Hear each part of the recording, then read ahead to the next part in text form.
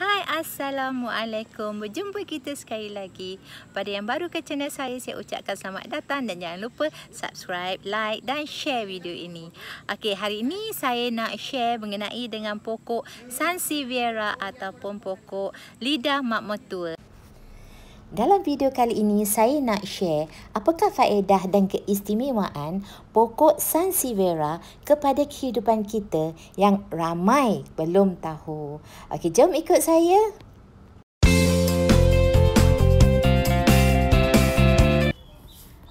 Pokok Sansevieria atau lidah mak mertua ini berasal dari Afrika. Ia mempunyai berbagai nama sebutan, iaitu selain daripada lidah mak mertua ataupun mothers in law tongue, ia juga dipanggil pokok ular, lidah jin, lidah hantu atau devil's tongue, dan juga bowstring ham. Ia dikatakan mempunyai 1001 manfaat kesihatan yang ramai tak tahu. Antara manfaat kesihatan lidah mak mertua ini ialah 1. Pembekal oksigen yang baik.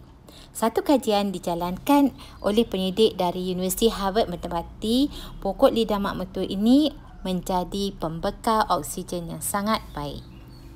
Kedua, dapat membersihkan udara.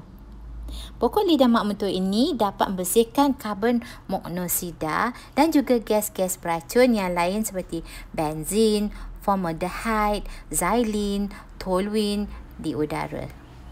Ketiga, berdasarkan kajian NASA, beberapa tumbuhan dalam rumah dapat membersihkan toksin dalam udara sebanyak 87% dalam tempoh 24 jam.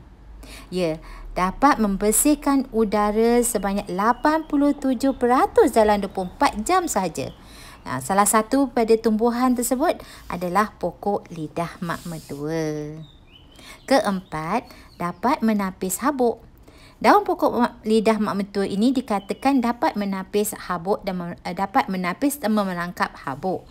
Oleh itu, daun pokok lidah mak mertua ini perlu dilap selalu sekurang-kurangnya 1 bulan sekali untuk pokok lebih sihat dan dapat merangkap lebih banyak habuk.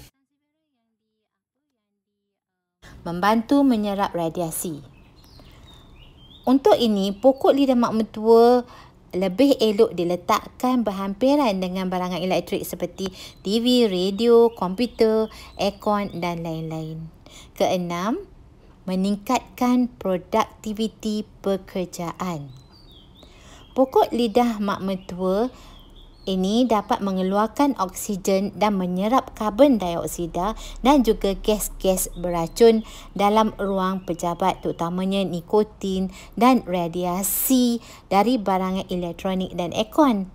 Justru itu, ruang udara dalam pejabat menjadi bersih dan ringan dan pekerja dapat melakukan pekerjaan dengan lebih selesa sebab ruang udara yang nyaman dan bersih.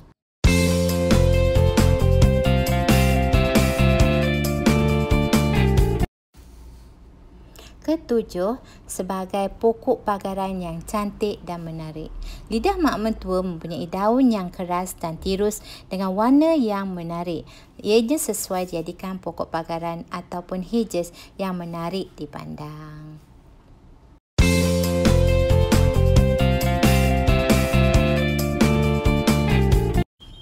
Ke-8, senang hidup. Pokok lidah mak mertua ini juga dikenali sebagai hard to die plant kerana ia mudah hidup dan susah nak mati. Okey, pokok lidah mak mertua ini adalah sejenis tumbuhan yang mudah ditanam dan dijaga. Ia tidak memerlukan penjagaan yang rapi.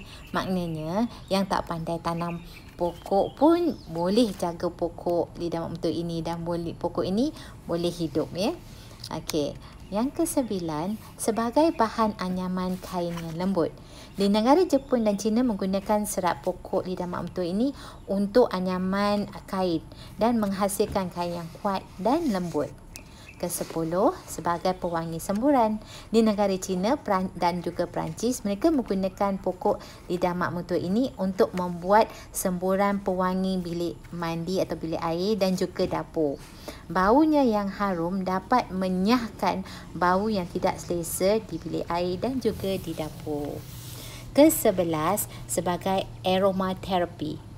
Bunga lidah mak mentua ini mengeluarkan bau yang sangat ada sejenis bau yang sangat segar, bau yang khas yang menenangkan. Dikatakan aroma ini mendapat menghilangkan stres, iaitu bunganya mengeluarkan bau khas yang dapat menghilangkan stres. Ke-12, manfaat perubatan pada tumbuhan ini sangat menakjubkan. Daunnya yang kaya dengan zat abamaganin, cardonalin, saponin dan polifenol ini dikatakan dapat merawat berbagai penyakit seperti membantu pesakit insomnia supaya mudah tidur. Sifat lidah mak mentua yang dapat menyerap karbon dioksida dan mengeluarkan oksigen pada waktu malam ini membuatkan kualiti udara kita lebih bersih dan ringan. Dengan itu, kualiti udara yang bersih ini membuatkan kita lebih rileks dan mudah tidur. Ke-14, efektif dalam melawan alahan. Sifat tumbuhan ini yang dapat menapis gas-gas beracun dan berbahaya dalam udara mampu mengurangkan penyakit alahan yang berpunca dari udara tercemar. Sebagai antiseptik untuk luka. Daunnya mempunyai sifat antiseptik yang baik untuk luka. Caranya ialah dengan tumbuk halus daunnya, kemudian diletakkan pada luka tersebut.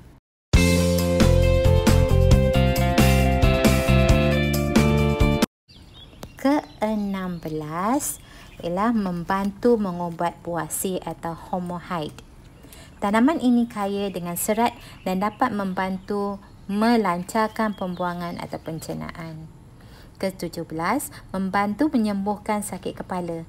Caranya bakar daun lidah mak mentua ini. Ke-18, membantu menurunkan risiko pesakit diabetes.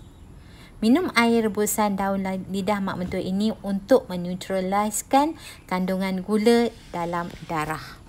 19. Daunnya yang bersifat sejuk, berkhasiat antibiotik dan rasanya masam. Zat abamaganin, cardonalin, saponin dan polifenol yang kaya pada daun lidah mak mentua ini dikatakan dapat melegakan berbagai-bagai penyakit lain seperti sakit perut, sakit telinga, cerit-berit, flu, batuk, radang bronkitis, bengkak akibat terseluh dan bisul. Ke-20, dari segi kecantikan pula, daun lidah mak mentua ini digunakan sebagai hair tonic ataupun tonik rambut. Daunnya sangat baik untuk melembut dan menyegarkan serta menghaluskan rambut secara alami.